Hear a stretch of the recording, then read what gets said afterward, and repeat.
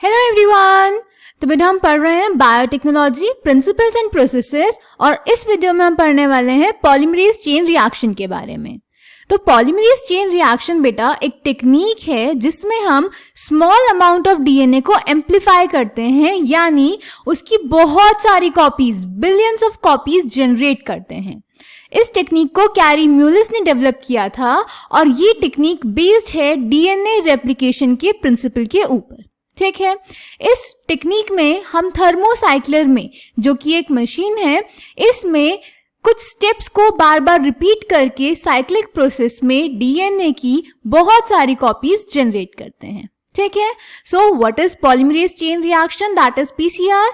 It is the technique in which multiple copies of the gene of interest or DNA of interest is synthesized in vitro lab में using two sets of primers and the enzyme DNA polymerase। ठीक है, तो PCR polymerase chain reaction carry Mullis ने develop किया था। ये एक technique है जिसमें हम थर्मोसाइक्लर में अपने जीन ऑफ इंटरेस्ट की बिलियंस ऑफ कॉपीज, यानी बहुत सारी कॉपीज जनरेट करते हैं, डीएनए का एम्प्लीफिकेशन करते हैं। याद रहेगा? ठीक है, अभी अगर एक टेक्निक है यानी एक प्रोसेस है तो उसके लिए कुछ रिक्वायरमेंट्स होंगी। जैसा कि हमने पहले भी बात किया था कि अगर हम खाना बनाते हैं तो खाना बनाने के लिए हमें इंग्रेडिएंट्स चाहिए, गैस चाहिए, यूटेंसिल्स चाहिए।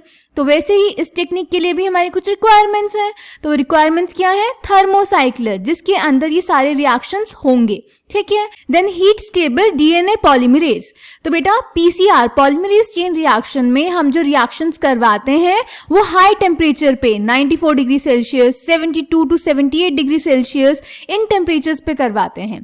तो हमारे ह्यूमन बॉडी की जो नॉर्मल डीएनए पॉलीमरेज है वो इतने हाई टेम्परेचर पे सर्वाइव नहीं कर सकती। इतने हाई टेम्परेचर पे वो नॉन फंक्शनल हो जाती है, क्योंकि वो तो हमारे नॉर्मल बॉडी टेम्परेचर पे काम करती है। तो इसीलिए इतने हाई टेम्परेचर पे 72 टू 78 डिग्री सेल्सियस टेम्परेचर पे एक्सटेंशन करने के लिए, यानी डीएनए सिंथेसिस करने के लिए हमें heat stable DNA polymerase enzyme चाहिए होगी।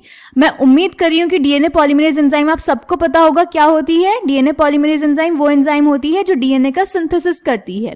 तो ये heat stable DNA polymerase enzyme जो हम यूज करते हैं पीसीआर में वो है टाक पॉलीमरेज एंजाइम, जो कि हमें मिलती है थर्मोस्टेबल बैक्टीरिया से, थर्मस एक्वेटिकस।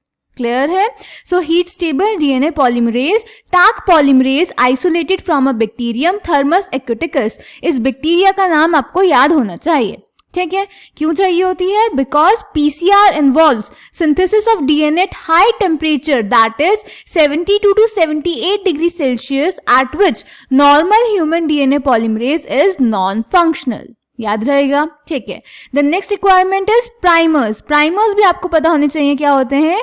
ये chemically synthesised small oligonucleotide sequences होते हैं जो कि हमारे डीएनए रीजन के कॉम्प्लीमेंट्री होते हैं और डीएनए कॉपिंग को इनिशिएट करवाते हैं। फॉर एग्जाम्पल, अगर आपका डीएनए सीक्वेंस है GAATTCCGGTACG ये 5 प्राइम एंड है और ये 3 प्राइम एंड है। इसको आपको कॉपी करना है, यानी इसका कॉम्प्लीमेंट्री स्ट्रैंड आपको सिंथेसाइज करना है। तो बेटा हमें पता है DNA synthesis 5 prime to 3 prime direction में होता है। तो इसीलिए इस टेम्पलेट स्ट्रैंड के 3 प्राइम एंड पे, इस 3 प्राइम एंड के सामने 5 प्राइम एंड होगा। तो इस 3 प्राइम एंड पे हमारा प्राइमर आके अटैच हो जाएगा। प्राइमर क्या होता है? प्राइमर कुछ न्यूक्लियोटाइड्स का एक सीक्वेंस होता है जो कि हमारे डीएनए रीजन के कॉम्प्लीमेंट्री होता है। तो सपोज इस रीजन के कॉम्प्लीमेंट्री सीक्वेंस हम सिंथेसाइज करेंगे। टी के सामने होगा ए, जी के सामने होगा सी, सी के सामने होगा जी और ए के सामने होगा टी। तो ऐसा एक ऑलिगोन्यूक्लियोटाइड सीक्वेंस जो कि जनरली 13 टू 25 न्यूक्लियोटाइड्स का होता है, हमारे टेम्पलेट डीएनए के 3 प्राइम एंड पे अटैच हो जाता है और इसी से फर्दर न्यूक्लियोटाइड्स को, डीएनटीपीज को, डीऑक्सीराइबो न्यूक्लियोटाइड्स को डीएनए पॉलीमरेज ऐड करके पूरा डीएनए स्ट्रैंड सिंथेसाइज करती है। Okay, so what are primers? Primers are small chemically synthesized oligonucleotides that are complementary to the region of DNA. Clear? Then बेटा ये तो थी requirements। अब steps देख लेते हैं। तो polymerase chain reaction में 3 steps होते हैं: denaturation, एनिलिंग एंड एक्सटेंशन। तो पहला स्टेप होता है डीनेचुरेशन। इसमें हम डबल स्ट्रैंडेड डीएनए को हाई टेम्परेचर पे हीट करते हैं, that is 94 to 95 degree Celsius पर हीट करते हैं। इससे क्या होता है, डीएनए के दोनों स्ट्रैंड्स के बीच में जो हाइड्रोजन बॉन्ड्स प्रेजेंट होते हैं वो ब्रेक हो जाते हैं और दोनों डीएनए स्ट्रैंड्स अलग हो जाते हैं और सिंगल स्ट्रैंडेड हो जाते हैं और टेम्पलेट की तरह बिहेव करते हैं। ऐसा क्यों? तो याद कीजिए, जब हमने जेनेटिक्स में डीएनए रेप्लिकेशन पढ़ा था तो रेप्लिकेशन फोर्क बनता है जिसमें जो डीएनए होता है वो अनवाइंड हो जाता है और डीएनए स्ट्रैंड सिंगल स्ट्रैंडेड हो जाते हैं और टेम्पलेट स्ट्रैंड की तरह बिहेव करते हैं और उन्हीं के कॉम्प्लीमेंट्री नया स्ट्रैंड सिंथेसाइज होता है। तो वैसे ही बेटा यहाँ पे होता है, जो हमारा डबल स्ट्रैंडेड डीएनए है हम इसको हाई टेम्परेचर देंगे जिसकी वजह से इसके हाइड्रोजन बॉन्ड्स ब्रेक हो जाएंगे और दोनों स्ट्रैंड्स एक दूसरे से सेपरेट हो जाएंगे और बिहेव करेंगे as template strand. Clear? Then second step is annealing. Annealing का मतलब होता है हाइब्रिडाइजेशन, किसी चीज को अलाइन करना।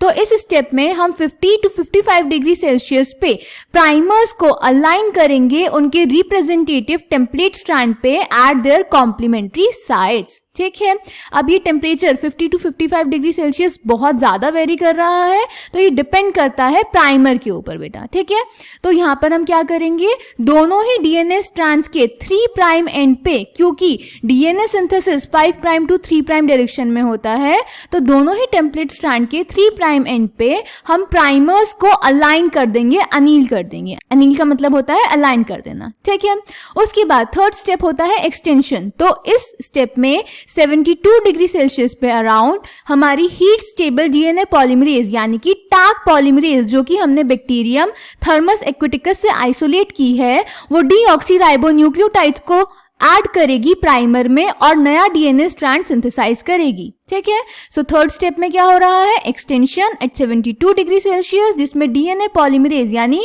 टैग पॉलीमरेज डीएनटीपीज की हेल्प से डीएनए का नया स्ट्रैंड सिंथेसाइज करेगी जो कि टेम्पलेट स्ट्रैंड के कॉम्प्लीमेंट्री होगा।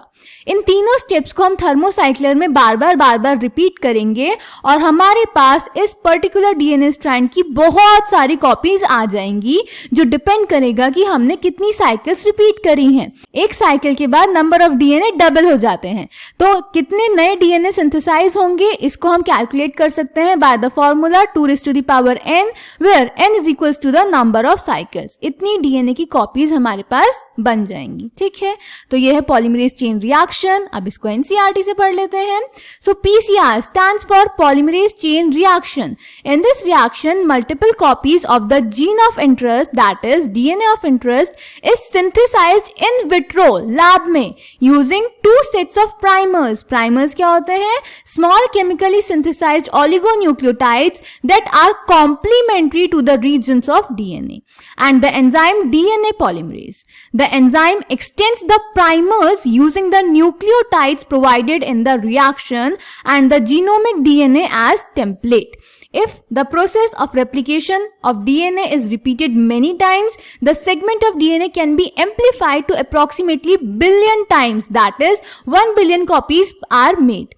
Such repeated amplification is achieved by the use of a thermostable DNA polymerase isolated from a bacterium Thermus aquaticus. Important question है बेटा, पूछा जाता है कि हम thermostable polymerase क्यों यूज करते हैं, कौन से बैक्टीरिया से उसे एक्सट्रैक्ट करते हैं और कौन सी एंजाइम है। एंजाइम का नाम भी आपको याद होना चाहिए, that is Taq polymerase, which remain active during the high temperature induced denaturation of double stranded DNA. The amplified fragment, if desired, can now be used to ligate with a vector for further cloning. और अभी जो हमने बहुत सारी copies बना ली हैं, इसको हम वेक्टर से लाइगेट करके यूज कर सकते हैं होस्ट में ट्रांसफॉर्म करने के लिए। ठीक है, तो यहाँ पे हमें बुक में डायग्राम दिया हुआ है जिसमें फर्स्ट स्टेप में हमें डिनेचुरेशन दिखाया गया है। हीट किया हमने डबल स्ट्रैंडेड डीएनए को, तो वो सिंगल स्ट्रैंडेड हो गया और बिहेव करेगा एज टेम्पलेट स्ट्रैंड। इस पे हम प्राइमर्स को अलाइन कर देंगे। उसके बाद हम डीएनए पॉलीमरेज टैग पॉलीमरेज की हेल्प से डीऑक्सीन्यूक्लियोटाइड्स को यूज करके डीएनए स्ट्रैंड सिंथेसाइज करेंगे और इसको हम रिपीट करते रहेंगे तो हमारे पास बहुत सारी कॉपीज जनरेट हो जाएंगी। ठीक है, तो ये सब कुछ जो प्राइमर्स हमारे अलाइन होंगे वो उसी रीजन पे अलाइन होंगे जिस रीजन को हमें कॉपी करना है, एम्पलीफाई करना है। समझ गए बेटा? तो ये तो था पीसीआर, इजी सी टेक्निक है बट इंपॉर्टेंट टॉपिक है, क्वेश्चन आ सकता है। इसको ध्यान से एनसीईआरटी से पढ़ेंगे, प्रॉपरली अपने हैंड रिटन नोट्स बनाएंगे, सारे डायग्राम्स प्रॉपरली बनाएंगे और जो भी डाउट्स होंगे मुझसे कमेंट सेक्शन में पूछ लेंगे। Thank you.